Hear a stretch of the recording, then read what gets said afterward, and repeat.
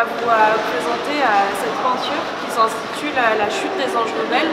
Ça a été peint par le maître des anges rebelles, donc ce peintre est anonyme, c'est un peintre italien du XIVe siècle. On connaît que deux de ses peintures, La chute des anges rebelles et Saint-Martin partageant son manteau. On sait que ça appartient au même peintre parce que ces deux éléments faisaient partie d'un retable. C'est un élément religieux qui appartenait à un autel dans une église. Donc on connaît que deux de ses œuvres.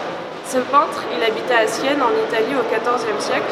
Et Sienne, à cette époque-là, était une ville rivale avec Florence. Sienne faisait beaucoup de commandes dans le marché de l'art, beaucoup de commandes d'art pour un peu rivaliser avec la ville de Florence. Et cette rivalité, on peut le retrouver dans une fresque qui a été peinte par une des connaissances du maître des anges rebelles, qui est Lorenzetti.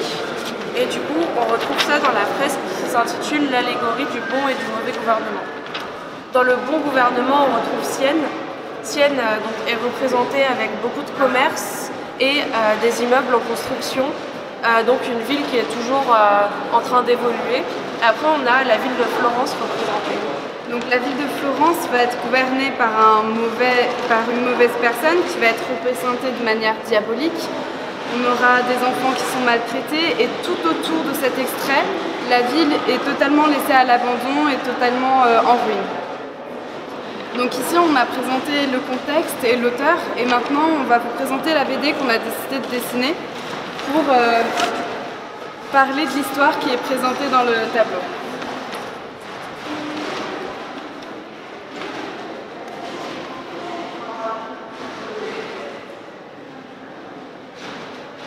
Le maître des anges rebelles a son importance pour avoir traité ce thème qui va être ensuite traité par des grands peintres comme Rubens ou Lebrun.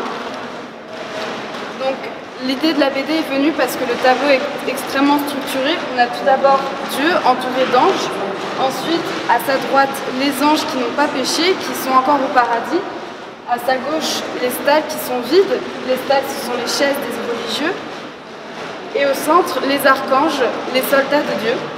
Donc ensuite il y a la voûte céleste qui va séparer le paradis des enfers et on va avoir la chute des anges rebelles.